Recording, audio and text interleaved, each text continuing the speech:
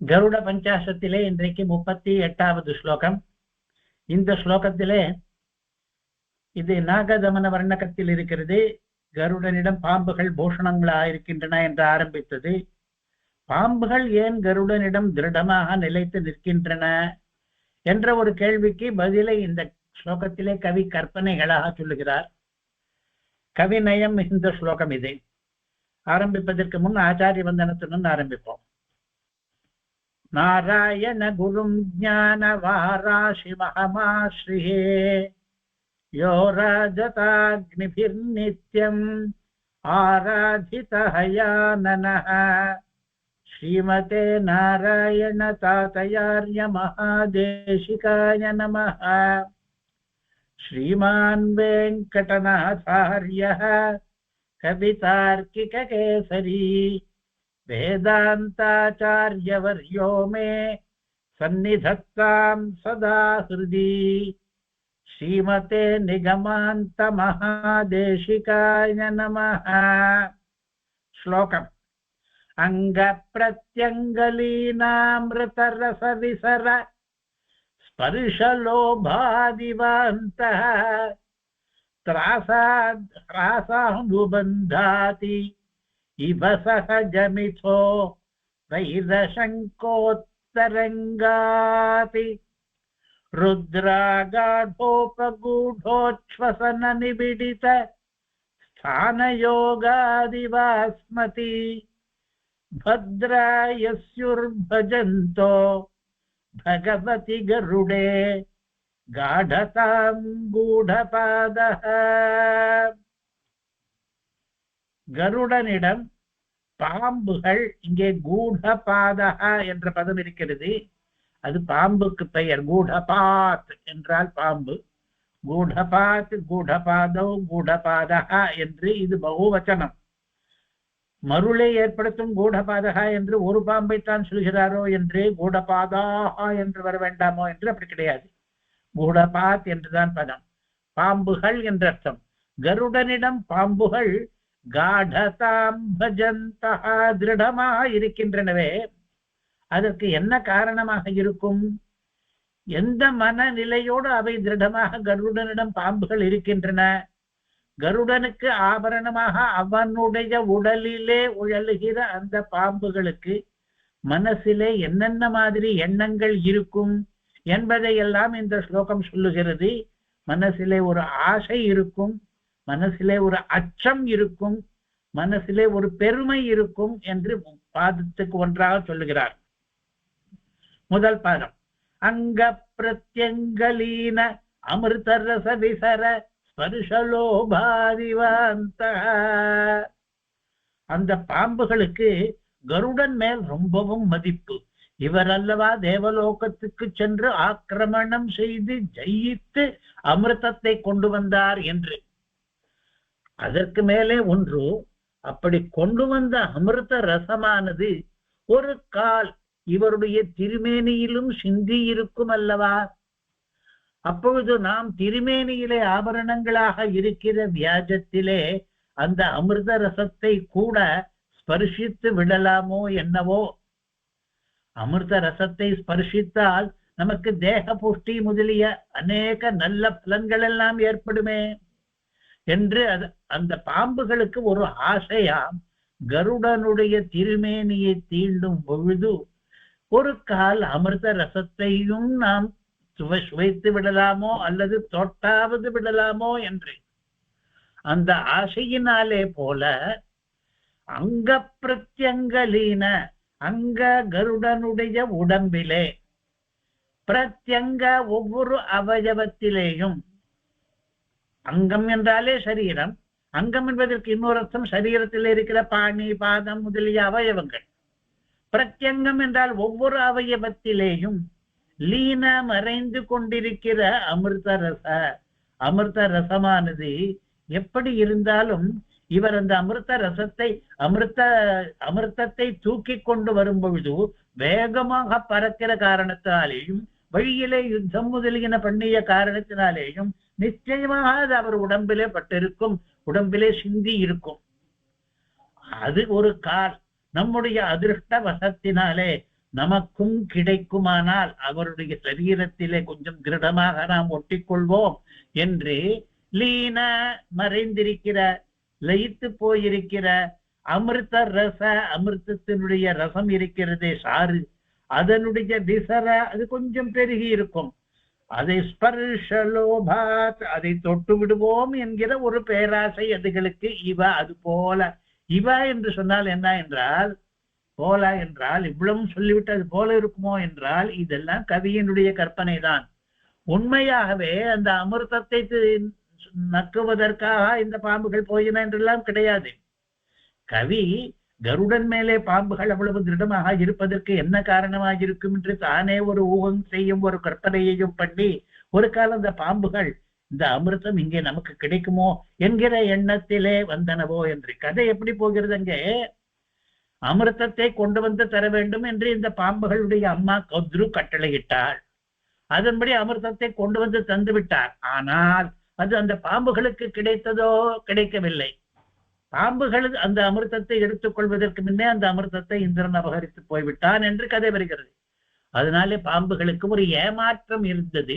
அந்த ஏமாற்றத்தை ஓரளவாவது தணித்துக் கொள்ளலாமே, ஒன்றுமே இல்லை என்பதற்கு பதில் எந்த அமிர்தத்தை எந்த கருடன் கொண்டு வந்தாரோ அந்த கருடன் மீது, அவருடைய சரீரத்தின் மீது சிந்தியிருக்கிற அமிர்தத்தையாவது நாம் சுவைப்போமே என்கிற ஒரு லோபத்திலே, ஒரு ஆசையிலே கருடனுடைய உடம்பிலே காடமாக இறுக்கமாக ஒட்டி கொண்டிருக்கின்றனவாம் பாம்புகள். ஒரு கற்பனை. அந்த பாம்புகளுக்கு அந்த ஆசை இருக்கும் போல் இருக்கிறது. கருடனுடைய உடம்பிலே இருந்தால் அமிர்தம் நமக்கு லேசாக ஒரு பிந்துவாவது கிடைத்து விடுமோ என்கிற ஆசை இருக்கலாம் போலும் என்று. அல்லது அந்த பாம்புகளுக்கு அச்சம் இருக்கலாம் போலும். அச்சம் என்றால் பயம். அந்தஸ்திராசாத்ராசானுபந்தாதிவ,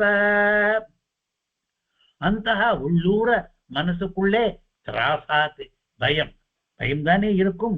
பாம்புக்கு கருடனை கண்டால் பயம் இருக்கும் என்பது சகஜம்தானே. அந்த இனங்கள், பாம்புகள் இனமும் கருடன்கள் இனமும் ஒருவருக்கொருவர் பகையான இனம். பாம்புகளை கருடன் தின்றுவிடும், கொன்றுவிடும்.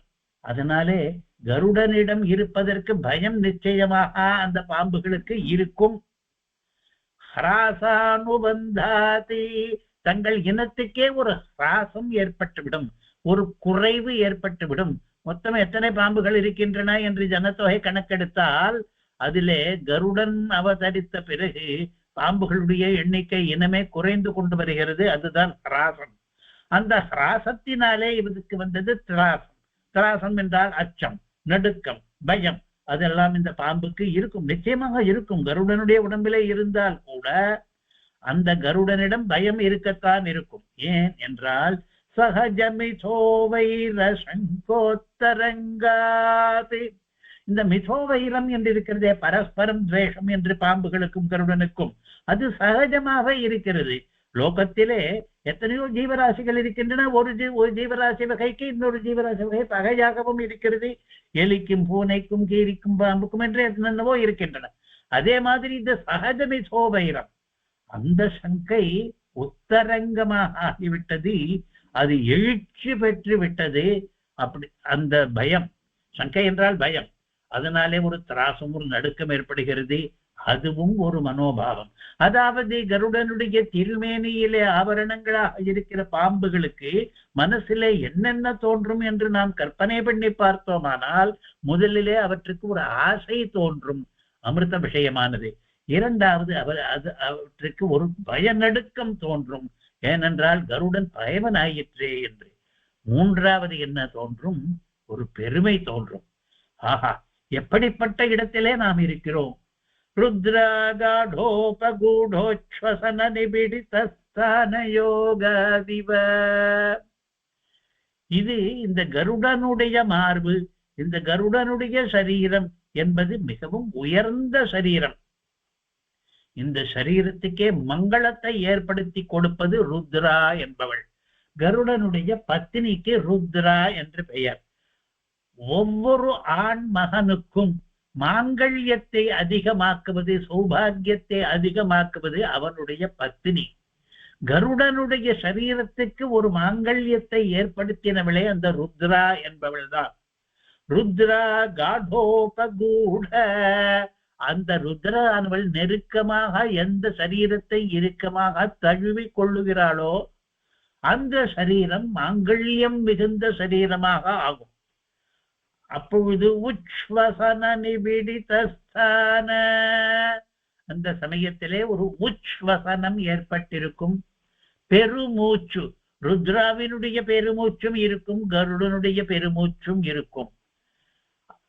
திருடமாக காடமாக ஆலிங்கனம் பண்ணும் பொழுது ஏற்பட்ட பெருமூச்சு ஏற்பட்ட ஸ்தானம் இது என்று கருடனுடைய திருமேனிக்கு ஒரு பெருமை, மாங்கல்யம் பெற்ற பெருமை.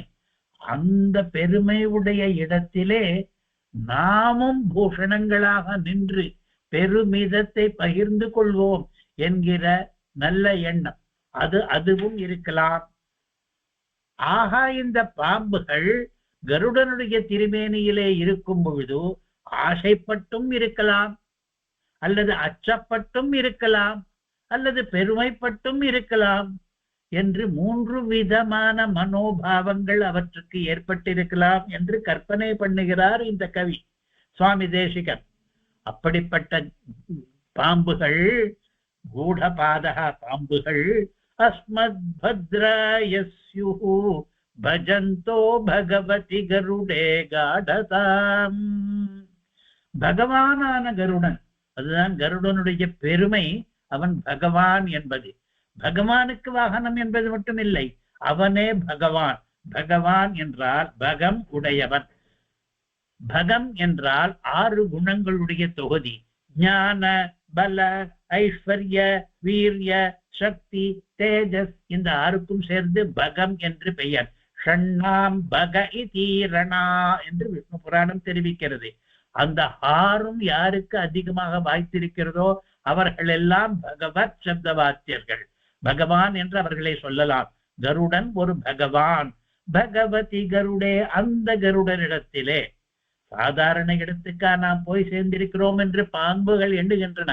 பகவானான கருடனிடம் அல்லவா இருக்கிறோம். கருடே காடதாம் பஜந்தா, அந்த கருடனிடம் ஒரு காட தன்மையை, ஒரு அழுத்தத்தை, ஒரு நெருக்கத்தை, ஒரு அணுக்கத்தை, ஒரு இறுக்கத்தை பஜந்தகா அடைந்த பாம்புகள். கருடனோடு அவ்வளவு சாமீப்பியம் நெருக்கம் கொண்ட அந்த பாம்புகள் நமக்கு பத்திரத்தை பண்ணட்டும். ஒவ்வொரு கருட பஞ்சாச ஸ்லோகத்திலேயும் ஒரு வேண்டுகோள் ஒன்று இருக்கும் அல்லவா. இந்த ஸ்லோகத்திலே என்ன வேண்டுகோள் என்றால், கருடனுடைய இறக்கை பண்ணட்டும், கருடனுடைய சுவாசம் பண்ணட்டும் என்றெல்லாம் சொல்வது போல இங்கே கருடன் அணிந்திருக்கிற பாம்புகளே நமக்கு நல்லதை பண்ணட்டும் என்று வேடிக்கை. நல்லது என்பதற்கு பத்ரம் என்று பெயர். பத்ரம் என்றால் க்ஷேமம், மங்களம் என்று பெயர் என்று அர்த்தங்கள். நல்லதுக்கெல்லாம் பத்ரம் என்று பெயர். வேதத்திலே கூட பத்ரம் கர்ணே பிஷ்ணுஜாம தேவா பத்ரம் பஷ்யேபாக்ஷபிர்யஜத்ரா என்ற மந்திரத்திலே பத்ரம் என்றால் நமக்கு நன்மைகள் கிடைக்க வேண்டும், மங்களங்கள் ஏற்பட வேண்டும், க்ஷேமங்கள் ஏற்பட வேண்டும், கண்ணாலே பத்ரத்தை பார்க்க வேண்டும், காதாலே பத்ரத்தை கேட்க வேண்டும் என்றெல்லாம் அங்கே வேண்டுகோள்கள் இருக்கின்றனவே. அதே போல இங்கே வேண்டுகோள், வேதத்திலே சொன்ன வேண்டுகோளை இப்பொழுது கருடனிடம் இருக்கிற பாம்புகள் இடம் பண்ணுகிறார், அல்லது கருடனிடமே பண்ணுகிறார். நீ அணிந்திருக்கிற பாம்புகள் எல்லாம் எங்களுக்கு பத்ராய பத்ரத்தை ஏற்படுத்தட்டும், அந்த பாம்புகள் மூலமாக எங்களுக்கு க்ஷேமங்கள் உண்டாகட்டும் என்று இங்கே வேண்டுகோள். அந்த வேண்டுகோளோடு இந்த ஸ்லோகம் முடிகிறது. இது கவிநயம் மிக்க ஸ்லோகம் என்று சொல்வதற்கு காரணம், கருடன் மீது இருக்கிற பாம்புகள் அவரை இருக்க தழுவினதற்கு என்னென்ன மனோபாவங்களோடு பண்ணி இருக்கலாம் என்பதை தன் கற்பனை மூலம் சொன்னதனாலாகும். அதுதான் உத் பிரேக்ஷை என்பது. உத் பிரேக்ஷை என்றால் கவி தன்னுடைய கற்பனை மூலம் ஏதாவது கற்பனையை வெளிப்படுத்துகிறாரே, அதுதான் உத் பிரேக்ஷை. கருடனின் உடலிலே 8 பாம்புகள் இருக்கின்றன என்று முதல் ஸ்லோகத்திலே சொன்னார். முதல் ஸ்லோகம் என்றால் இந்த பரிஷ்கரத்தினுடைய முதல் ஸ்லோகம், இந்த வர்ணகத்தினுடைய முதல் ஸ்லோகம். அது அவை அங்கு ஏன் நிலைத்து நிற்கின்றன என்பது என்னவோ வாஸ்தவம். அது ஒரு உண்மை. அந்த உண்மை அடியாக ஒரு கவி கற்பனை பண்ணினால் அது உத்பிரேட்சை. இங்கே 3 மனோபாவங்களை உத்பிரேட்சிக்கிறார் அந்த பாம்புகளுக்கு. ஆசையோடு, பயத்தோடு, பெருமிதத்தோடு என்று 3. இவ என்று போட்டால் ஆசையோடு இருக்கலாம் போலும், பயத்தோடு போலே இருக்கிறது, பெருமிதத்தோடு இருப்பதாக தெரிகிறது என்று 3மே உத்பிரேட்சை தான். இவராக கற்பித்து பார்ப்பது. என்ன ஆசை என்றால் அங்கே சிந்தின அமிர்தத்தை ஸ்பர்சிக்க முடியுமோ என்ற ஆசை. கருடனுடைய பிரத்யங்கத்தில், பிரத்யங்கம் என்றால் ஒவ்வொரு உறுப்பிலும், கையில் சிந்தி இருக்கலாம், அல்லது மார்பில் சிந்தி இருக்கலாம், அல்லது வயிறில் சிந்தி இருக்கலாம், கன்னத்தில் சிந்தி இருக்கலாம், தோளில் சிந்தி இருக்கலாம் என்று எங்கு வேண்டுமானாலும் சிந்தி இருக்க கூடும். சிந்தாமல் இருக்க முடியும் என்று தோன்றவில்லை. ஏனென்றால் அவர் அவ்வளவு தூரம் அசைவுகளை ஏற்படுத்தி இருக்கிறார். உடலிலே யுத்தம் கூட பண்ணி இருக்கிறார். அதை வைத்துக் கொண்டு வெகு தூரம் அது பறந்து வந்திருக்கிறார். அதை வைத்துக் கொண்டு அதனாலே நிச்சயமாக அவர் உடம்பிலே அது சிந்தி இருக்கும் என்கிற எண்ணத்தோடு அது நமக்கும் கொஞ்சம் ஒரு சொட்டு, ஒரு பொட்டு கிடைத்து விடுமோ என்று ஆசையினாலே பண்ணுகிறார் என்பது முதல் கற்பனை. ஆசையினாலே என்ன பண்ணுகிறார்கள் பாம்புகள்? கருடனை காடதாம் பஜந்தக, தேகத்திலே இருக்கு கட்டிக் கொள்கிறார்கள். அடுத்ததாக 2வது கற்பனை உயிர் சேதமே ஏற்பட்டு விடுமோ என்ற பயம். பயத்தினாலே யாரிடமிருந்து நமக்கு பயம் வருமோ அவனையே நன்றாக கட்டி கொண்டு விட்டார். அப்பொழுது பயம் கொஞ்சம் குறைகிறது. அதாவது அவனுக்கு பூஷணமாக, அவனுக்கு சேவகர்களாக நாங்கள் இருக்கிறோம் என்று தங்களுக்கு யாரிடம் பயம் ஏற்படுகிறதோ அவர்களையே ஆசிரயித்து விடுவது. அந்த பயம் போவதற்காக என்ன பயம் வந்திருக்கிறது? உயிர் சேத பயம், பிராணாபத்து. இது கருடனுக்கு எதிரே பாம்பு நின்றால் அந்த பாம்புக்கு உயிருக்கே ஆபத்து. அந்த பயத்தினாலே அந்த கருடனை அதிகமாக ஆசிரியித்து காடவாக அவனுடைய உடம்பில் இருக்கலாம். நமக்கு யார் யாரிடம் பயம் இருக்கிறதோ அவர்களிடம் நாம் சென்று ஆசிரியித்து விடுவது என்று உலக வழக்கமும் கூட. நமோ தேவி நிருதே துப்தமஸ்து என்று வேதம் இதில் காட்டுகிறது. நிருதி என்பவள் நமக்கு தீங்கு செய்யக்கூடியவள், மூதேவி என்பவள். நாம் அவளை என்ன பண்ணுகிறோம் என்றால் அவளிடமே சென்று உனக்கு நமஸ்காரம் என்று அவளையே பிரசம்சை பண்ணுவது, ஸ்தோத்திரம் பண்ணுவது, அப்படி வேதம் காண்பிப்பது. அதே போல கருடனிடம் பாம்புகளுக்கு பயம். அப்பொழுது பாம்புகள் என்ன பண்ணும்? விட்டு ஓடுவது என்பது ஒரு வழி. அது தப்பிக்க முடியுமா என்று சந்தேகம்தான். அந்த கருடனையே உனக்கு நான் சேவகரனாக இருக்கிறேன், உன்னை நன்றாக ஆசிரியித்து காடமாக கட்டிக்கொண்டு உனக்கு பூஷணம் ஆக இருப்பது முதலிய கைங்கரியங்களை பண்ணுகிறோம் என்று சொன்னால் அந்த பயம் கொஞ்சம் தனியும். அது 2வது. 3வது, நாம் கருடனுடைய திருமேனிக்கு எவ்வளவு சௌபாகியம் இருக்கிறது. ருத்ராவால் அந்த திருமேனிக்கு ஒரு பெருமை ஏற்பட்டிருக்கிறது. ருத்ரா தேவியானவள் கருட தண்டகத்திலே கூட வருகிறது. ருத்ராசி குயிர்த்தி ஸ்தன போகூட ஸ்புரத் கண்டகவ்ரத என்று அந்த ருத்ரா தேவி இந்த திருமேனியை ஆலிங்கனம் பண்ணி கொண்டதனாலே, பத்னி ஆலிங்கனத்தினாலே பர்த்தாவுக்கு ஏற்படுகிற திருமேனி பெருமை அது கருடனுக்கு கிடைத்திருக்கிறது. அந்த பெருமை உள்ள ஸ்தானத்திலே நாமும் சம்பந்தம் வைத்துக் கொள்ளுவோம் என்று பெருமிதத்தோடு கூட அந்த உணர்வு கூட அந்த பாம்புகளுக்கு இருக்கலாம். ஆசை இருக்கலாம், பயம் இருக்கலாம், பெருமை இருக்கலாம் என்று 3 விதமாக இங்கே உத்பிரேட்சை பண்ணி இருக்கிறார். பொழிப்புரை. வேதாந்த வாவதூக வெள்ளிவலம் நாராயணாச்சாரிய சுவாமி எல்லா தேசிக ஸ்தோத்திர ஸ்லோகங்களுக்கும் பொழிப்புரை எழுதியிருக்கிறார். அது இங்கே கருடனுடைய உடல் உறுப்புகளில் மறைந்து பரந்துள்ள அமிர்த ரசங்களை, மறைந்து என்பதற்கு லீன என்ற பதம், பரந்து என்பதற்கு விசர என்ற பதம், அமிர்த ரசா என்ற பதம் அதில் இருப்பது. லீனாமிருத ரச விசர என்று இருக்கிறது. மறைந்து பரந்துள்ள அமிர்த ரசம். கருடனுடைய உடல் உறுப்புகள் என்பது அங்க பிரத்யங்க அங்கா என்றால் உடல், மறுபடியும் இரண்டாவது தடவை அந்த அங்கத்து உறுப்பு. உடல் உறுப்புகள் ஒவ்வொன்றும் என்ற அர்த்தம் பிரத்யங்கா என்பதற்கு. பிரதி தினம் என்றால் ஒவ்வொரு தினமும் என்ற அர்த்தம் அல்லவா? அதே போல பிரத்யங்கா என்றால் ஒவ்வொரு உறுப்பிலேயும் லீன மறைந்திருக்க கூடும் அமிர்தம். கருடனுடைய உடல் உறுப்புகளில் மறைந்து பரந்துள்ள அமிர்த ரசங்களை சுவைக்க எண்ணியவை போல. அங்கே மூலத்துல என்ன இருக்கிறது? ஸ்பர்ஷ. சுவைக்க என்பதில்லை, தொட்டு விடுவோமோ என்று இருக்கிற ஸ்பர்ஷம் தான் இருக்கிறது.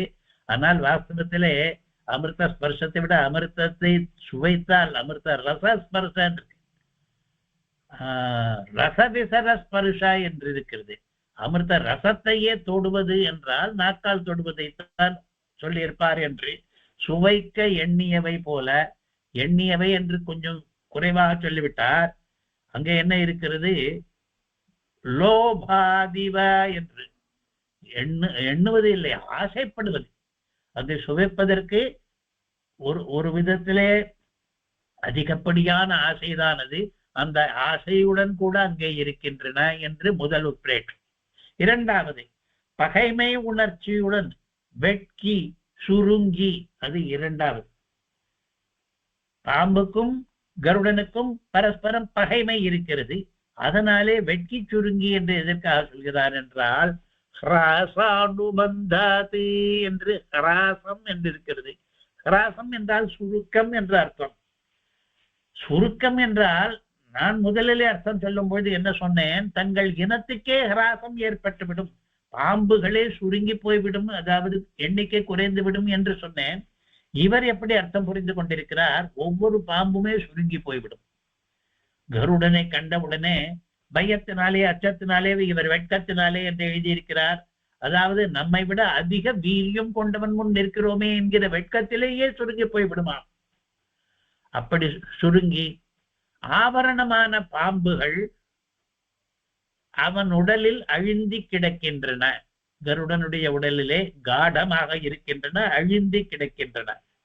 காடம் என்பது அழுத்தத்தை சொல்லுகிறது. பத்னி ருத்ரை கருடனை அன்புடன் அணைக்கும் பொழுது ருத்ராவனுடைய காடோபகூட உச்வசன வரும் பொழுது அவை மேலும் அழுத்துகின்றன. பாம்புகள் உடலிலே இருக்கின்றன, ருத்ரை ஆலிங்கனம் பண்ணுகிறாள் என்று இரண்டும் ஒரே சமயத்தில் இருந்தால் அழுத்தம் அதிகமாகிறது. அவை நம்முடைய நன்மைக்கு ஆகட்டும். பத்ராய ஸ்யுஹு, பத்ராய நன்மைக்கு ஸ்யுஹு ஆகட்டும் என்று பொழிப்புரை முடிந்தது. இப்பொழுது முதல் பாதத்திலே முதல் கற்பனை பாதம் பாதமாக விவரமாக பார்க்க போகிறோம்.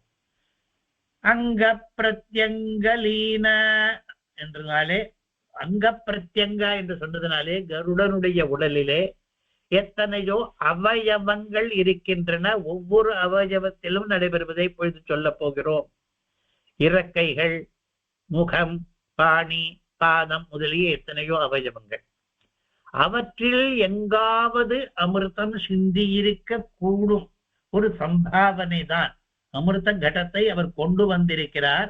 அதனாலே கருடனுடைய தேகத்திலே அமிர்தம் விழுந்திருக்க கூடும். அதன் ரசம் அங்கே பரவி இருக்க கூடும். அமிர்தத்தினுடைய ரசமானது கருடனுடைய சரீரத்திலே விசரித்திருக்கலாம். அதை தொட்டாலே விசேஷம்.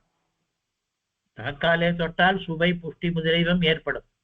ஸ்பர்ஷமே கூட அமிர்தத்தை ஸ்பர்சித்தார், அதுவே கூட விசேஷம்.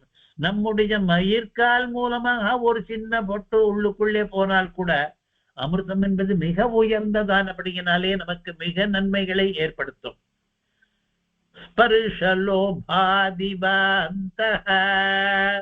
லோபம், அந்த ஆசையாலே போலும் பாம்புகள் அவனை தழுவின. ஏற்கனவே அவனுடைய உடலிலே இருக்கின்றன, வெவ்வேறு அவயவங்களிலே இருக்கின்றன என்று பார்த்தோம் இந்த வர்ணகத்து முதல் ஸ்லோகத்திலேயே. அதிலே ஒரு காடத்தையை ஏற்படுத்தின, அழிந்தி நின்றன என்று அர்த்தம். இப்பொழுது முதல் பாதத்தினுடைய முதல் கற்பனை முடிந்தது. இரண்டாவது பாதத்திலே ஸ்லோகத்தினுடைய இரண்டாவது கற்பனை இருக்கிறது. சஹஜமிதோ வைர சங்கோத்தரங்காதி. சஹஜ மிதோ வைர. மிதஹ என்றால் பரஸ்பரம் என்றர்த்தம், வைரம் என்றால் துவேஷம். மிதோ வைரம் இருக்கிறதே பரஸ்பர துவேஷம்.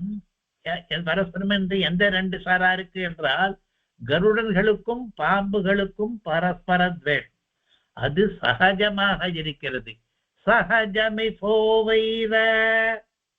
அதனாலே ஒரு சங்கா வருகிறது. சங்கா என்றால் நேரடியாகவே பயம் வருகிறது என்று சொல்லலாம். ஒரு சங்கை, இது இப்படி நடக்குமோ என்று நினைத்து பார்த்து அந்த சங்கை, அதனாலே ஒரு பயம் ஏற்படுகிறது தங்களுக்கு. அதாவது பாம்பினத்துக்கு ஹிராசம், அதாவது சுருக்கம் ஏற்பட்டு விடுமோ என்று. பாம்பினத்துக்கே ஒரு குறைபாடு ஏற்படும் என்ற சங்கை, அதாவது பிராணாபத்து தங்களுக்கு என்பதுதான், அல்லது தங்கள் ஒவ்வொருவருக்கும் ஏதாவது ஹிராசம் ஏற்படுமோ என்ற சங்கை. இந்த பயம் உள்ளூர இருப்பதால் போலும். உள்ளூர என்ற பதம் எங்கே இருக்கிறது மூலத்திலே என்றால், இதுவரையில் நான் அந்த பதத்தை விசேஷித்து சிறப்பித்து காட்டவில்லை. அந்தஸ்திராசாத் என்ற அந்தஸ் என்று ஒரு பதம் இருக்கிறது. அது முதல் பாதத்து கோடியிலே இருக்கிறது.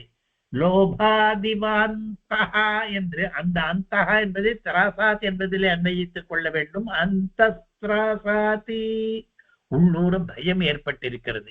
அதனாலே போலும் இவ என்ற பதம் இருக்கிறது அல்லவா. அந்தஸ்திராசாதி ஸ்ராசானுபந்தாதிவ, அந்த பயம் உள்ளூர இருப்பதால் போலும் பாம்புகள் கருடனுடைய உடலிலே ஸ்திரமாக இருக்கின்றன. அந்த உடலை விட்டு எங்கேயாவது கீழே விழுந்து விட்டால் கருடன் கொத்தி கொண்டு விடுவாரோ என்ற பயம். பூஷணமான பாம்புகள் வெளியே போகவும் முடியாதே. பூஷண கைங்கரியத்தை பண்ணி கொண்டிருக்கும் பொழுது அதை விட்டு விட்டு வெளியே போனால் இரண்டு விதமாக முடியாது. முதலிலே போனால் பிராணாபத்து, போனால் கருடன் என்ன பண்ணுவார் என்று தெரியாது. இரண்டாவது கைங்கரிய ஹானி. தாங்கள் பூஷணமாக வந்து கொண்டிருக்கின்றன, அதை அந்த கைங்கரியத்தை மீறினதாக ஆகும். இவை கைங்கரியத்தை மீறவும் விரும்பவில்லை, மீறினால் உயிரும் போய்விடும் என்ற பயமும் இருக்கிறது. அதனாலே கருடனுடைய உடலிலே ஸ்திரமாக காடமாக என்று இங்கே இருக்கிற பதம், காடமாக இருக்கின்றன அந்த பாம்புகள். இரண்டாம் கற்பனையிலே பயம், பயம் என்கிற மனநிலை. அடுத்தது மூன்றாம் பாதத்திலே மூன்றாவது கற்பனை. ருத்ராகாடோபகூடோச்வசன நிபிடிதஸ்தான யோகாதிபாஸ்மதி. ருத்ரா என்பவள் கருடனுடைய மனைவி. கருடனுக்கு இரண்டு மனைவிகள் என்று சொல்வது வழக்கம். ருத்ரா என்று ஒருத்தி, சுகீர்த்தி என்று ஒருத்தி. அதில் இரண்டாவதாக சொன்ன சுகீர்த்தி என்பது கருடனுக்கு ஒரு நல்ல புகழ் வாய்த்திருக்கிறது என்பதை அதைத்தான் சொன்னான் என்று வைத்துக் கொண்டு ருத்ரா என்பவள் அவருடைய மனைவி என்று சொல்பவர்களும் உண்டு. அந்த ருத்ரா என்கிற மனைவியானவள் காடோபகூட, இறுக்கமாக ஆலிங்கனம் பண்ணிக் கொள்வதனாலே ஏற்பட்ட உச்வசனம் இருக்கிறது.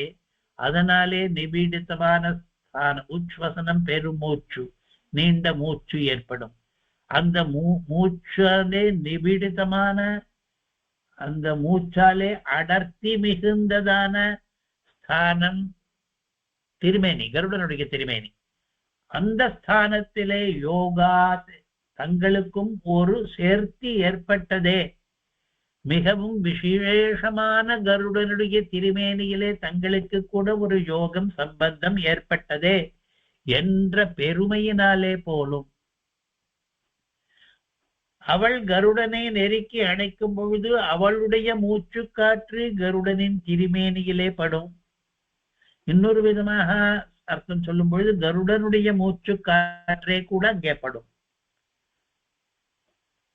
பாம்புகள் ஏன் அந்த காற்றை விரும்புகின்றன? பாம்புகளுக்கு காற்றினாலே பெருமை உண்டோ என்றால், பாம்புகள் காற்றை குடிப்பவை. பாம்புகள் இப்பொழுது இருக்கிற சாதாரண பாம்புகள் கூட வாயு பானம் பண்ணுபவை. அதனாலே அவற்றுக்கு வாதாசனர்கள் என்று பெயர். நாம் இந்த பதத்தை பல இடங்களில் கேள்விப்பட்டிருக்கிறோம். வாதாசனவரறிவரெனவருமா என்று தமிழில் செய்யுளிலே கூட வாதாசனர் என்று சம்ஸ்கிருத பதம் வந்திருக்கிறது. வாதாசனர் என்றால் வாத அசனர், பாம்பை குடிப்பவர், காற்றை குடிப்பவர் என்று பாம்புகளுக்கு பெயர். பாம்புகள் காற்றை குடிக்கிற சுபாவம். அதனாலே உயர் ரகமான காற்று எங்கே இருக்கிறதோ அந்த இடத்துக்கு பாம்புகள் போகிற வழக்கம். இப்பொழுது கருடனுடைய திருமேனியிலே உயர்தர காற்று வந்திருக்கிறது என்று இந்த ஸ்லோகத்தினுடைய 3வது பாதம் சொல்லுகிறது. அது என்ன உயர் ரகமான காற்று? கருடனுடைய திருமேனியிலே வருகிற காற்று என்றால், சம்போக காலத்திலே பதி பத்னி சம்போக காலத்திலே ஏற்படுகிற தீர்க்கோச்வாசம் இருக்கிறதே, அது உஷ்ணோச்வாசமாகவும் இருக்கும். அது ருத்ராவுக்கும் ஏற்பட்டிருக்கும், கருடனுக்கும் ஏற்பட்டிருக்கும். அந்த காற்று கருடனுடைய திருமேனியிலே பட்டிருக்கிறது. அதனாலே காற்றையே ஆகாரமாக கொண்ட அந்த பாம்புகள், அந்த உயர்ந்த காற்று அங்கே கிடைக்கிறது. நிச்சுவாசத்திலே பெரிய மகா புருஷர்களுடைய நிச்சுவாசத்திலே, மகா நாரீமணிகளுடைய உச்சுவாசத்திலே கந்தம், நல்ல வாசனை இருக்கும். அப்படிப்பட்ட காற்று அங்கே கிடைக்கிறதே. காற்றையே குடிக்கிற நாம் கருடனுடைய திருமேனியிலே இருந்தால் நமக்கு நல்ல காற்று கிடைக்குமே என்ற எண்ணத்திலே, உயர் ரக காற்று இருக்கிற இடம் நமக்கு பெருமை சேர்க்கும் என்று நினைத்து கருடனுடைய திருமேனியிலே அழுந்தி கிடக்கின்றனவாம் அந்த பாம்புகள். அதனால் போலும் பாம்புகள், இந்த இவ என்பது 3 இடத்திலேயும் இருக்கிறது. இதனால் போலும், இதனால் போலும், இதனால் போலும் என்று. பாம்புகள் கருடனுடைய உடலிலே ஸ்திரமாக இருக்கின்றன என்று 3ஆம் பாதம் சொல்லிற்று. 3ஆம் பாதத்தின் கடைசியில் இருக்கிற அஸ்மத் என்பது 4ஆம் பாதத்தில் சேர்த்துக் கொள்ள வேண்டும். எப்படி முதல் பாதத்தின் கடைசியில் இருக்கிற அந்தஹா என்ற பதத்தை 2ஆம் பாதத்திலே அந்தஸ்திராசாத் என்று சேர்த்துக் கொண்டோமோ, அதே மாதிரி அஸ்மத் என்பதை அஸ்மத் பத்ராய, நம்முடைய பத்திரத்துக்கு, நம்முடைய க்ஷேமத்துக்கா என்று அதிலே சேர்த்துக் கொள்ள வேண்டும். இப்பொழுது 4ஆம் பாதம். 4ஆம் பாதத்திலே தான் வேண்டுகோள் நடக்கிறது. நமக்கென்ன வேண்டும் என்பதை 4ஆம் பாதத்திலே பிரார்த்திக்கிறார். பத்ராயுர்பஜந்தோ பகவதி கருடே காடதாம் கூடபாதஹ. இதிலே முதல்ல கருடனுடைய சிறப்பை சொல்கிறார். பகவதி கருடே என்று. பகவான் என்ற பதம் 7ஆம் வேற்றுமையிலே பகவதி என்று ஆகிறது. பெண்பால் பகவதி, அதை இங்கே போட்டு குழப்பிக் கொள்ளக்கூடாது. பகவதி என்றால் பகவானுக்கு பெண்பால், பகவதி என்றால் அதனுடைய சம்போதனம் என்று இங்கே சொன்னால் அர்த்தம் பொருந்தாது. பகவதி, பகவதோ, பகவத்சு என்று 7ஆம் வேற்றுமையிலே பகவானிடத்தில் என்கிற அர்த்தத்திலே பகவதி என்று வந்திருக்கிறது. கருட பகவானிடத்தில் என்று சொல்வதற்காக பகவதி கருடே என்று. கருடன் பகவான் என்று சொன்னால் ஞானம் முதலிய 6 குணங்களாலே நிறைந்தவன் என்று அர்த்தம். பகவான் என்ற பதத்துக்கு கூட நிறைய அர்த்தங்கள் உண்டு. அநேகார்த்த கல்பனாயோகாதி பகவத் சப்தவதி என்று ஸ்ரீபாஷ்யத்திலே ஒரு வாக்கியம் வருகிறது. பகவான் என்ற சப்தத்துக்கு அநேக அர்த்தங்கள் உண்டு என்று. இந்த இடத்துல ஒரு அர்த்தத்தை சொன்னோம். பகவான் என்றால் பூஜ்யர் என்ற அர்த்தம். பகவான் என்று பிரித்தெல்லாம் பார்க்க வேண்டாம் என்று கூட சொல்வதுண்டு. பகவான் என்றால் பூஜ்ய பாதர்கள், மகான்கள், அவர்கள் எல்லாம் பகவான் என்று சொல்கிறோம். பகவான் நாரதர், பகவான் வேதவியாசர் என்றெல்லாம் சொல்லும் பொழுது பூஜ்யர்கள் என்ற அர்த்தம். அந்த அர்த்தமே கூட போடும் கருட பகவான் என்பதற்கு. ஆனால் வாஸ்தவத்திலே கருட பகவானானவர் ஜாத பலாதி ஷட் குணங்களாலே பரிபூர்ணர் என்ற அர்த்தமும் பொருந்தும். பகவதி கருடே கூடபாதஹ. பாம்புக்கு கூடபாத் என்று பெயர். மறைந்த கால்களை உடையவை என்று அதற்கு அர்த்தம். பாம்புக்கு கால் எங்கே இருக்கிறது போகிறது என்றால் நமக்கு தெரியாது. பாம்பின் கால் பாம்பறியும் என்று ஒரு பழமொழி கூட தமிழிலே இருக்கிறது. நமக்கு தெரியாது பாம்புக்கு கால் எங்கே இருக்கிறது என்று, பாம்புக்கு தெரியும் என்று. வாஸ்தவத்திலே நமக்கு தெரியாது என்றில்லை. பாம்பு தனியாக கால் என்று ஒரு அவயவத்தை வைத்துக் கொள்ளாமல் சில சமயம் என்ன சொல்வார்கள், நிறைய சகஸ்ர பாத்து இருக்கிறது பாம்புக்கு, மரவட்டைக்கு முதலியவற்றுக்கெல்லாம் ஏகப்பட்ட கால்கள் இருக்கின்றன. நமக்கு ஒன்று இரண்டு கால்கள், 4 கால்கள் பார்ப்பதை போல 100 கால்கள் எல்லாம் வைத்துக் கொண்டிருக்கின்றன என்று, கால் இல்லை என்றும் சொல்கிறார்கள், கால் மறைந்திருக்கிறது என்று சொல்கிறார்கள், கால் நிறையவா இருக்கிறது என்று சொல்லுகிறார்கள். என்ன என்பது நமக்கு தெரியும். ஊர்ந்து செல்கிற பிராணிகளுக்கெல்லாம் ஊர்ந்து செல்வதற்கு சாதகமாக நிறைய இருக்கின்றன என்று. கூடபாத் என்பது யௌகிகார்த்தத்தை சொல்லிக் கொண்டிருக்கிறோம். அதாவது கூட என்றால் என்ன, பாத் என்றால் என்ன என்று. பாத் என்றால் பாதம், கூட என்றால் மறைந்திருக்கிறது. ஆனால் கூடபாத் என்பது இடுகுறி பெயராகவும் ஆகிவிட்டது. கூடபாத் என்றாலே உள்ளே விசாரிக்காமல் பாம்பு என்று அர்த்தம் சொல்லலாம். அது எதற்காக இடுகுறி பெயர் என்று சொல்ல வேண்டும் என்றால், கூடபாத் எத்தனையோ ஜந்துக்கள் இருக்கின்றன, அவற்றுக்கெல்லாம் இந்த கூடபாத் என்கிற பெயர் கிடையாது.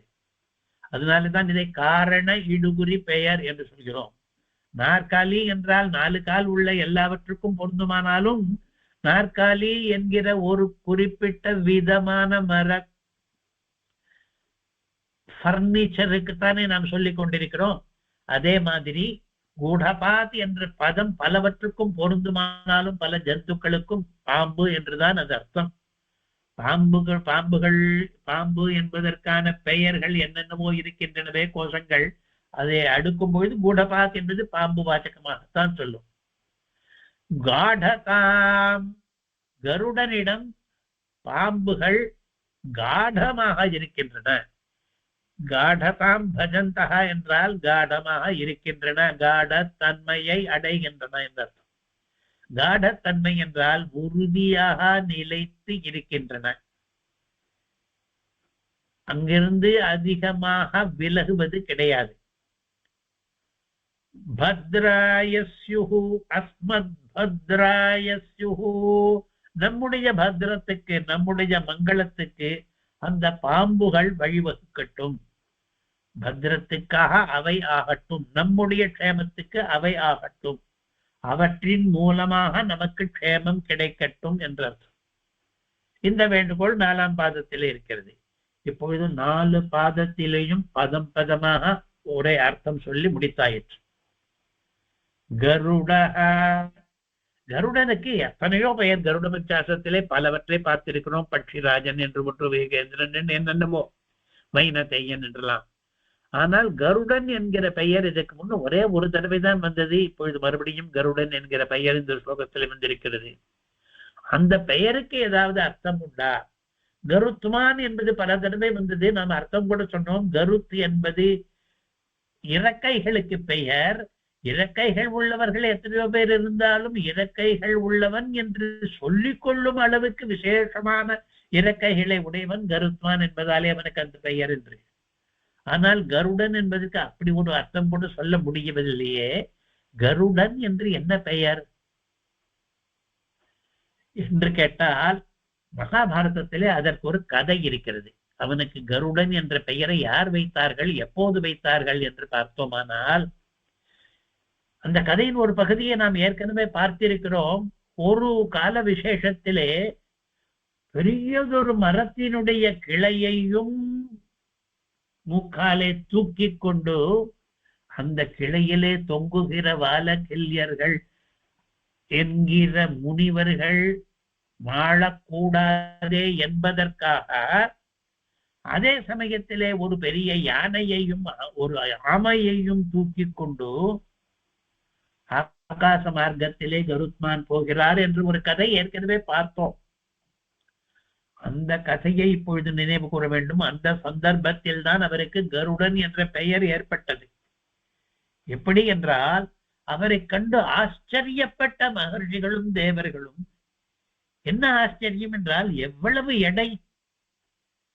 ஒரு பெரிய மர கிளையையே மூக்கிலே தூக்கி கொண்டு போகிறார். அது தவிர அந்த கிளைகளிலே தொங்குகிற முனிவர்கள் இருக்கட்டும், ஒரு ஆமை, ஒரு யானை, இவ்விரண்டையும் சேர்த்து தூக்கி கொண்டு போகிறார். இவ்வளவு எடை தூக்குபவராக இருக்கிறார். எடையை தூக்கி கொண்டு பறந்து போகிறவராகவும் இருக்கிறார். அதனாலே அந்த சமயத்திலே அந்த மகர்ஷிகளும் தேவர்களும் இவருக்கு கருடன் என்று ஒரு பெயரை கொடுத்தார்களாம், கருடா என்று. ஏன் அந்த பெயர் என்றால் மகாபாரத ஸ்லோகம் இப்பொழுது வாசிக்கப் போகிறோம். குரும் பாரம் சமாசாத்ய உட்டீன ஏஷ விஹங்கமஹ கருடஸ்து ககஸ்ரேஷ்டஹ தஸ்மாத் பன்னக போஜனஹ என்று. குரு அதிகமான பாரம் எடையை சமாசாத்திய எடுத்துக்கொண்டே, நிறைய பலு கொண்ட வஸ்துக்களை சுமந்து கொண்டே, உட்டீனஹ மேலே பறந்து போகிறது, ஏஷஹா இந்த விஹங்கமஹ பட்சி. கருடன் என்கிற இந்த பட்சியானது, கருடன் என்கிற பெயர் இனிமேதான் வரப்போகிறது, குரும்பாரம் மிக அதிகமான சுமையை எடுத்துக்கொண்டு பறந்து போகிறது. அதனால்தான் கருடஸ்து ககஸ்ரேஷ்டஹ தஸ்மாத், தஸ்மாத் அந்த காரணத்தினாலே, பன்னக போஜனஹ பாம்புகளை எல்லாம் சாப்பிடுகிற, ககஸ்ரேஷ்டஹ பட்சிகளுக்குள்ளே சிரேஷ்டமாயிருக்கிற, ஏஷஹ இது கருடஹ கருடன் என்ற பெயர் பெறட்டும் என்று. பாரத்தை எடுத்துக்கொண்டு பறந்து போகிற காரணத்தினாலே கருடன் என்று பெயர் என்றால், இன்னும் கொஞ்சம் விவரம் தேவைப்படுகிறது நமக்கு. ஏன் பாரத்தை எடுத்துக்கொண்டு பறந்து போவதனாலே கருடன் என்ற பெயர் வேண்டி இருக்கிறது என்றால், கருடன் என்ற பெயரை கர் என்றும் உண்டு என்றும் இரண்டாக பிரிக்கிறோம். கர் உட சேர்ந்து கருட. முதலில் இருக்கிற பாதி, முதல் பாதி கர் என்பது என்ன சொல்லுகிறது என்றால், கரிமா, கரியான் முதலிய பதங்கள் எல்லாம் சம்ஸ்கிருதத்தில் இருக்கின்றன. அதெல்லாம் எடை அதிகம் என்பதை தெரிவிப்பது. அந்த பதங்களிலிருந்து கர் என்ற முதல் பகுதியை எடுத்துக்கொண்டு விட்டோம், அதிக எடை கொண்டா என்று. அடுத்தது உட்டீனா என்ற ஒரு பதம் இருக்கிறது, இங்கேயே இருக்கிறது. உட்டீன ஏஷ விஹங்கமஹா என்று. உட்டீனா என்றால் மேலே உயர பறந்தா என்று அர்த்தம். உட என்றால் பறக்கிறது என்று. இன்றைக்கும் கூட ஹிந்தியிலே உடான் என்ற பதம் இருக்கிறது. விமானங்களை பற்றி சொல்லும் பொழுது உடான பறப்பது என்று. அந்த அதற்கு காரணம் ஊடு என்று, ஊண்டு என்று தாத்து ஒன்று, உட்டீன என்று இங்கே பதம் இருக்கிறது. அப்படி பறந்து போகிறவர் என்றது. பறந்து போகிற என்று அர்த்தம் கொடுக்கிற பதத்திலிருந்து ஊடு என்பதை எடுத்துக்கொண்டு, அதிக எடை கொண்டா என்ற கரிமா, கரியான் என்ற பதங்களிலிருந்து கர் என்பதை எடுத்துக்கொண்டு ரெண்டையும் சேர்த்து வைத்து கருட் என்று கருட பதம் வந்திருக்கிறது. அதிக பாரம் கொண்ட வஸ்துக்களை எடுத்துக்கொண்டு பறந்து போகிறவர் என்ற அர்த்தம் குறிப்பதற்காக கருட என்ற பெயரை ஏற்படுத்தினார்களாம் மகர்ஷிகளும் தேவர்களுமா சேர்ந்து. பெயரை கூட தயாரித்து, சம்ஸ்கிருதத்திலே பத நிஷ்பத்தி என்று சொல்வோம், அது நடந்திருக்கிறது. இங்கே கர் ஊடு என்ற இரண்டு பதங்களை சேர்த்து கருடா என்ற பதம் பெயர் இவருக்கு இடப்பட்டிருக்கிறது. பாம்பு, பாம்புக்கு இந்த இடத்திலே கூடபாத் என்று ஒரு புது பெயர் வந்திருக்கிறது. புது என்றால் நாம் இதுவரையில் அந்த பெயரை பாம்புக்கு கேள்விப்பட்டிருக்க மாட்டோம். பாம்புக்கு பல பெயர்களை கேள்விப்பட்டிருப்போம். நாகம் என்றும் சர்ப்பம் என்றும் என்னென்னவோ கேள்விப்பட்டிருக்கோம். பாம்பு பற்றி இந்த கருட பஞ்சாசத்திலே நிறைய வந்தாயிற்று. அமரகோஷம் என்ன சொல்கிறது? குண்டலி கூடபாத் சக்ஷு ஸ்ரவா காகோதர பணி என்று. குண்டலி என்றாலும் கூடபாத் என்றாலும் சக்ஷுஸ்ரவஸ் என்றாலும் காகோதரம் என்றாலும் பணி என்றாலும் நல்ல பாம்புக்கு பெயர் என்று. இன்னொரு கோஷத்திலே சக்ஷுஸ்ரவா தந்தசூகோ கூடபாத் பன்னகோரகா என்று 5.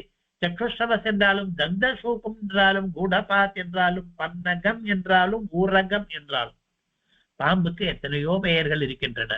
ஒரு மொழியினுடைய வளம் இந்த மாதிரியான மொழி ஒரே பதத்துக்கு பல பரியாய பதங்கள் கொண்டிருப்பது அந்த வளப்பத்தை குறிக்கிறது. தமிழ் மொழியிலேயும் அந்த வளப்பம் இருக்கிறது, சம்ஸ்கிருதத்திலேயும் அந்த வளப்பம் இருக்கிறது. உதாரணமாக சூரியன் என்று சொல்ல வேண்டும் என்றால் தமிழிலும் சம்ஸ்கிருதத்திலும் எத்தனையோ பதங்கள் இருக்கின்றன. ஆதவன், தினகரன், கதிரவன் என்றெல்லாம்.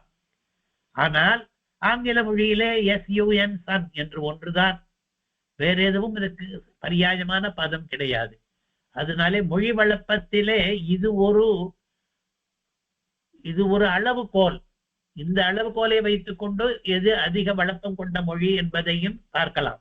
இப்பொழுது பாம்பு என்று சொல்வதற்கு சம்ஸ்கிருதத்திலே என்னென்ன பதங்கள் இருக்கின்றன என்று மொத்தத்தையும் பார்க்க போவதில்லை. ஏனென்றால் இங்கே சொன்ன பதங்களுக்கு மேலேயும் இருக்கின்றன. ஆனால் இங்கே பார்க்க போகிறது என்ன என்றால், கருட பஞ்சாசத்திலே பாம்புக்கு என்னென்ன பெயர்கள் வந்திருக்கின்றன என்று.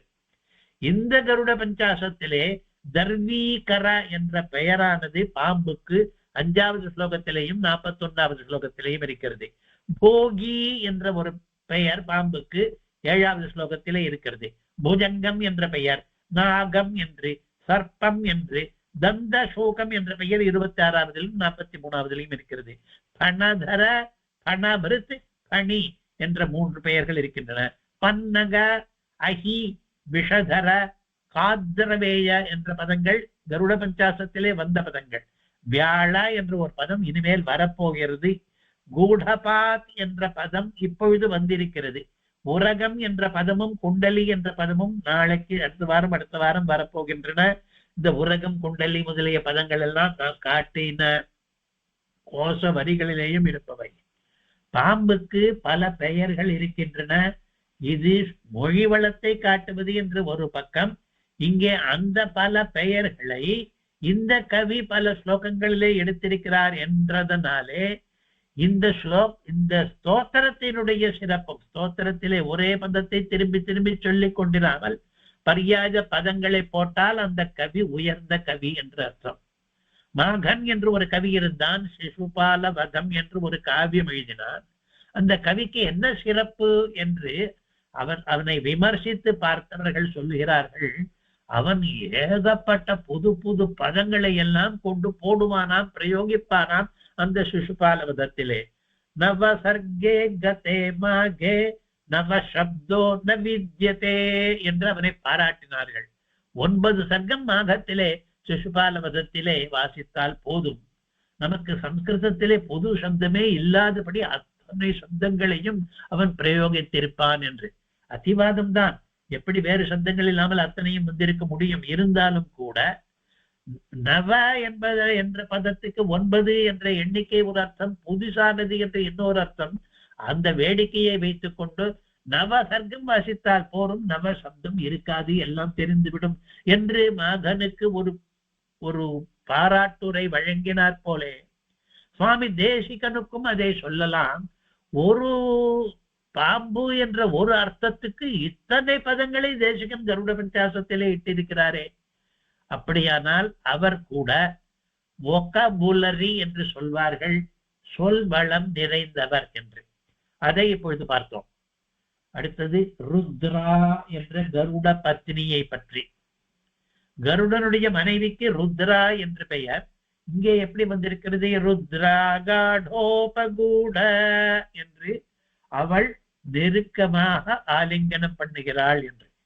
இது கருட தண்டகத்திலேயும் வந்திருக்கிறது. ருத்ரா சுகீர்த்திஸ்தனா போகாடோபகூடா என்று. அந்த ருத்ராவை சிறப்பித்து பேசுகிறது 3ஆம் பாதம். எப்படி சிறப்பு என்றால், ருத்ரா என்கிறவளுக்கு எவ்வளவு சௌபாகியம் இருந்தால் அவளுடைய ஆலிங்கனத்தினாலே கருடனுடைய திருமேனிக்கே பெருமை அதிகமாகும். கருடனுடைய திருமேனிக்கே மகாத்மியத்தை அதிகரிக்கக்கூடிய, மாங்கல்யத்தை அதிகரிக்கக்கூடிய அவ்வளவு சௌபாகியம் கொண்டவள் ருத்ரா என்று அவளை பெருமைப்படுத்தி, அப்படிப்பட்ட ருத்ராவினாலே காடோபகூடம் பண்ணி கொள்ளப்பட்ட அந்த திருமேனி மிக உயர்ந்த திருமேனியாகத்தான் இருக்கும் என்று பாம்புகள் எல்லாம் கூட அந்த திருமேனியின் சம்பந்தத்தை விரும்பின, சம்பந்தத்தாலே பெருமை உடையதாக கருதின என்று இந்த ஸ்லோகம் சொல்லுகிறது. அடுத்ததாக வேண்டுகோள் பொருத்தம் என்பது. ஒவ்வொரு கருட பஞ்சாச ஸ்லோகத்திலேயும் நமக்கு என்ன வேண்டும் கருடனிடமிருந்து என்று ஒரு வேண்டுகோள் இருக்கிறது. அது அந்த ஸ்லோகத்திலே கருடனுடைய மகிமையை எந்த விதத்திலே சொல்லி இருக்கிறாரோ அதற்கு ஏற்றதாக நம்முடைய வேண்டுகோளும் இருக்கிறது. இந்த ஸ்லோகத்திலே கருடனுக்கு ஒரு விதமாக வேண்டுகோள் சொல்லி மகிமையை சொல்லி இருக்கிறார். பிறகு என்ன பத்ராயஸ்யு என்று ஒரு வேண்டுகோள் வைத்திருக்கிறார். அது எப்படி பொருந்துகிறது என்பதை நாம் பார்க்க போகிறோம். கருடன் அணிந்திருக்கிற சர்ப்பங்கள் எங்களுக்கு பத்ரத்தை பண்ணட்டும், அதாவது க்ஷேமத்தை பண்ணட்டும் என்று வேண்டுகோள். இந்த வேண்டுகோள் அந்த சர்ப்பங்களுடைய மனநிலையை பற்றி இந்த ஸ்லோகத்திலே சொன்ன அர்த்தங்களுக்கு எப்படி பொருந்தி இருக்கிற வேண்டுகோளாக இருக்கிறது என்பதை சற்று ஆராய்ந்து பார்ப்போம். அவை அமிர்த ரசம் என்ற மங்கள வஸ்துவை நாடுகின்றன. அந்த சர்ப்பங்கள் முதல் பாதத்திலே என்ன சொல்கிறது? அமிர்த ரச விசர ஸ்பர்ஷ போகா ஸ்பர்ஷ லோபாத் என்று. இந்த பாம்புகளுக்கு என்ன விசேஷம் என்றால் மங்களமான வஸ்துவை நோக்கி போகின்றன, அதிலே ஆசை வைக்கின்றன. எந்த பாம்புகள் மங்களத்திலே ஆசை வைக்கின்றனவோ அந்த பாம்புகள் தானே நமக்கும் மங்களத்தை பண்ண முடியும். அமிர்த ரசம் என்ற மங்களத்தை நாடி போகிற பாம்புகள் எங்களுக்கும் பத்திரம் பண்ணட்டும் என்பது பொருந்துகிறது. இரண்டாவது பாதத்திலே சொன்னது திராசம் ஹராசம் இதெல்லாம் பத்திரத்துக்கு எதிர்ப்பதம், அதெல்லாம் எங்களுக்கு வேண்டாம் என்றால் அந்த திராசம் ஹாசம் என்கிற அபத்திரங்களை இந்த பாம்புகளும் தவிர்க்கின்றன. அதைத்தான் இரண்டாவது பாதம் சொல்லுகிறது. ஹராசத்தோடு சம்பந்தப்பட்ட திராசமானது ஹராச அனுபந்தாத் என்று இருக்கிறது. அதோடு சேர்ந்த திராசமானது அந்தஸ்திராசமானது வேண்டாம் என்றுதானே அந்த பாம்புகள் கருடனை ஆசிரியித்திருக்கின்றன என்று.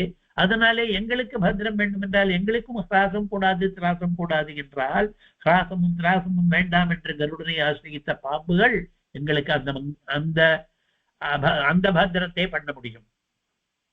மூன்றாவது, அவை பாரியாலிங்கனம் என்ற மங்களத்தை மதிப்பவையாக இருக்கின்றன. கருடனுக்கு மங்களம் சௌபாகியம் எப்படி வந்திருக்கிறது? பாரியாவனுடைய ஆலிங்கனம் மூலமாக வந்திருக்கிறது.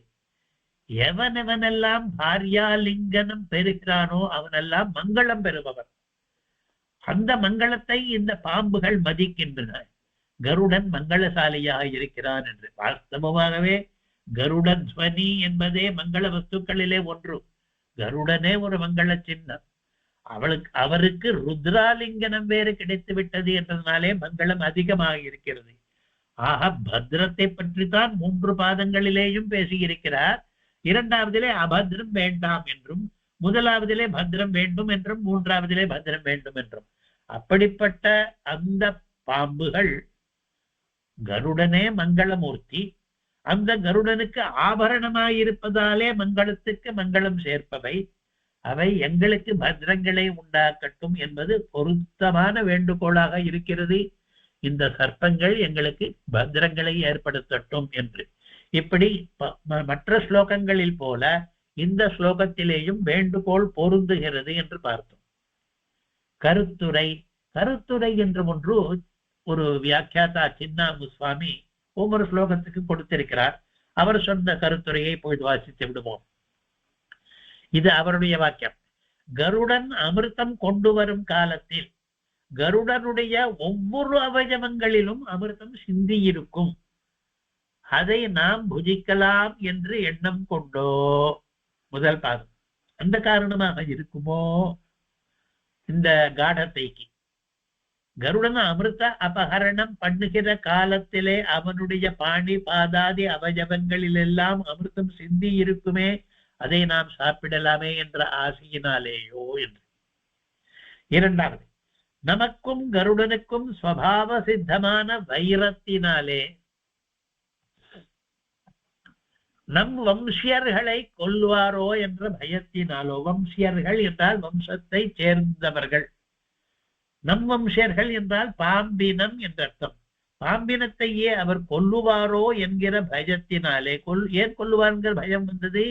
மிதோ வைரம் சகஜமாக இருக்கிறது பாம்பினத்துக்கும் கருட இனத்துக்கும். மூன்றாவது, கருடனுடைய தேவியான ருத்ரையினுடைய காடாலிங்கனத்தினால் உண்டான மூச்சு காற்றுள்ள இடங்களை அடைந்திருக்கிற எண்ணத்தினாலோ. இந்த மூச்சு காற்றை சொன்னதற்கு காரணம் பாம்புகள் காற்றை விரும்பும் என்பது. காடாலிங்கனத்தை சொன்னதற்கு காரணம் அது மங்களத்தை ஏற்படுத்தும் என்று. அப்படியோ கருடனிடத்திலே திருடமாய் இருக்கையை அடைந்திருக்கிற காடதாம் பஜந்தா என்றதுனாலே இப்படி பதத்தை இட்டிருக்கிறார். திருடமாய் இருக்கையை அடைந்து, திருடமானா என்று சொன்னால் போரும் அல்லவா? திருடமாய் இருக்கையை அடைந்திருக்கிறாய் என்று சொல்வானேன் என்றால் மூலத்திலே அப்படி இருக்கிறது. காடமான என்று இல்லாமல் காடதாம் பஜந்தகா என்று. அடைந்திருக்கிற ஆபரணங்களான சர்ப்பங்கள் அடியோங்களுக்கு மங்களத்தை உண்டு பண்ணட்டும் என்று கருத்துரை முடிந்தது. பொழிப்புரை எழுதின சுவாமி ஒரு விதமாக எழுதினார், கருத்துரை எழுதின வியாக்கியாதா இன்னொரு விதமாக எழுதினார். இரண்டும் சரி, மூலத்தில் உள்ளதை சொன்னாலும் கூட வெவ்வேறு விதமாக சொல்லும் பொழுது வெவ்வேறு கருத்துகள் நமக்கு கிடைக்கின்றன. கருத்துரை ஆயிற்று.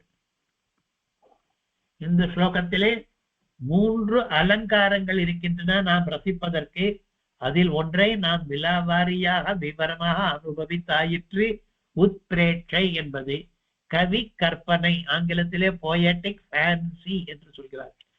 ஃபேன்சி என்று இந்த அலங்காரத்துக்கு பெயர். அது 3 விதமாக இருப்பதை பார்த்தாயிற்று. இரண்டாவது ஸ்லேஷாலங்காரம், இரு பொருள் சொல் என்பது. இங்க ஸ்லேஷாலங்காரம் குறைவுதான், இருந்தாலும் இரு பொருட்சொற்கள் 2 இருக்கின்றன, அதை பார்க்க போகிறோம். அங்கம் என்பது சரீரம் என்றும் அவயவம் என்றும் 2 அர்த்தங்கள் கொண்டது. அதை காண்பிப்பதற்காக வென்றே அங்க பிரத்யங்கலீன என்று அங்க என்பதை 2 வெவ்வேறு அர்த்தங்களில் விட்டிருக்கிறார். கூட என்று அதே மாதிரி இன்னொரு பதம் இருக்கிறது. கூட என்றால் மறைந்துள்ள என்ற பொருளை தரும். ஆனால் காடோபகூட என்று 3ஆம் பாதத்திலே வருகிற உபகூட என்றால் அதற்கு அர்த்தம் மாறுகிறது, தழுவப்பட்ட என்ற அர்த்தத்தை தரும். உபா என்ற ஒரு உபசர்க்கம், ப்ரீஃபிக்ஸ், அது சேர்த்ததாலே வெவ்வேறு அர்த்தங்கள் வருகின்றன. உபசர்கேண தாத்வர்த்தஹ பலாதன்யத்ர நீயதே என்று வியாக்கரணத்தில் சொல்லிக் கொடுப்பார்கள். தாத்துவனுடைய அர்த்தமானது உபசர்க்கம் ஆ, பரி, உப முதலியவற்றையெல்லாம் போட்டால் அர்த்தமே மாறி போய்விடும். சம்பந்தமில்லாத அர்த்தங்கள் எல்லாம் கூட வரும் என்று ஆகாரம் விகாரம் முதலியவற்றை உதாரணமாக காட்டி விளக்குகிறார்கள். கூட என்றால் மறைந்திருக்கிற என்ற அர்த்தம், உபகூட என்றால் தழுவப்பட்ட என்ற அர்த்தம். உப போட்டதினாலே அர்த்தம் நிறைய மாறி இருக்கிறது. இந்த 2 பதங்களையுமே, உபகூட என்ற பதத்தையும் கூட என்கிற பதத்தையுமே இந்த வேடிக்கைக்காக உபயோகிக்கிறார். 2 அர்த்தம் வரட்டுமே என்று. காடோபகூடமான ஸ்தானத்திலே கூடபாத் காடமாச்சு. இதில் இருக்கிற பதங்கள் காட கூட என்பது கூட காட என்று மறுபடியும் வந்திருக்கிறது. காட கூட என்று 3ஆம் பாதத்திலே வந்தது. கூட காட என்பது 4ஆம் பாதத்திலே வந்தது. நாம் அவற்றை சேர்த்து பார்க்கிறோம். காடோபகூடமான ஸ்தானத்திலே கூடபாத் என்கிற பாம்பானது காடமாச்சி நெருக்கமாச்சி என்று சொல்லும் பொழுது அந்த வார்த்தைகளிலேயும் விளையாடி இருக்கிறார் என்று தெரிகிறது.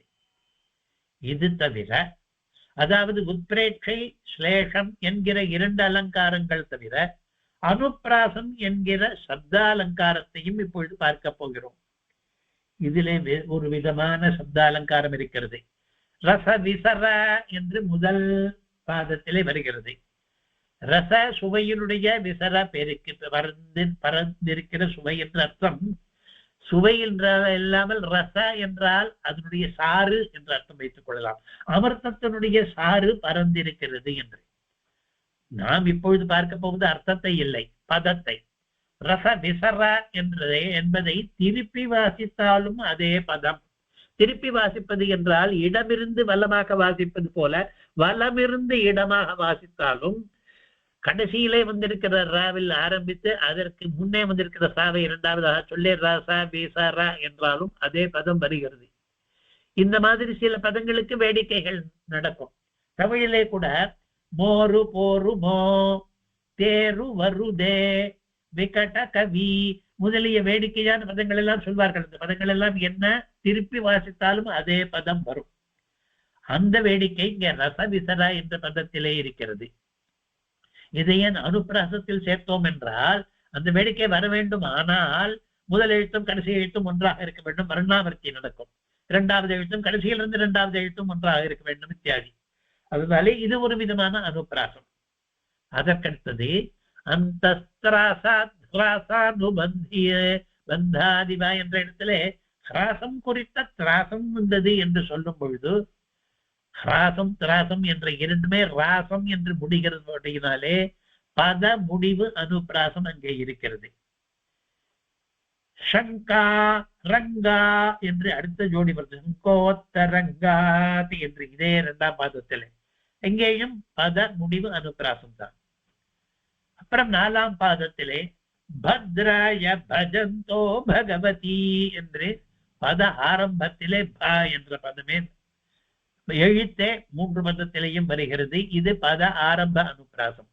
கருடே காடதாம் கூட கூட பாத்துன்னு முடிய போகிறது. பாதக கருடே காடதாம் கூட என்ற இடத்திலேயும் க க மு என்ற ஒரே மெய் எழுத்திலே ஆரம்பிப்பதனாலே பத ஆரம்ப அனுப்பிராசம் இருக்கிறது. இவ்வாறாக சொல்லணிகளையும் நிறைய சேர்த்து பொருளணிகளையும் நிறைய சேர்த்து இலக்கிய ரசிகர்களுக்கெல்லாம் விருந்தை படைக்கிற இந்த ஸ்லோகம் இப்பொழுது முடிந்தது. ஸ்லோகத்தை ஒரு தடவை வாசிப்போம். அங்க பிரத்யங்கலீனாமிருதரச விசரஸ்பர்ஷலோபாதிவாந்தகா த்ராசானுபந்தாதிவசகஜமிதோ வைரசங்கோத்தரங்காதி रुद्रागाटोपगूढोच्छसन निबिडित स्थानयोगादिवास्मति भद्रायस्युर्भजन्तो भगवति गरुडे गाढतां गूढपादः कवितार्किक सिंहाय कल्याण गुणशालिने श्रीमते वेंकटेशाय वेदांत गुरवे नमः श्रीमते निगमान्त महादेशिकाय नमः।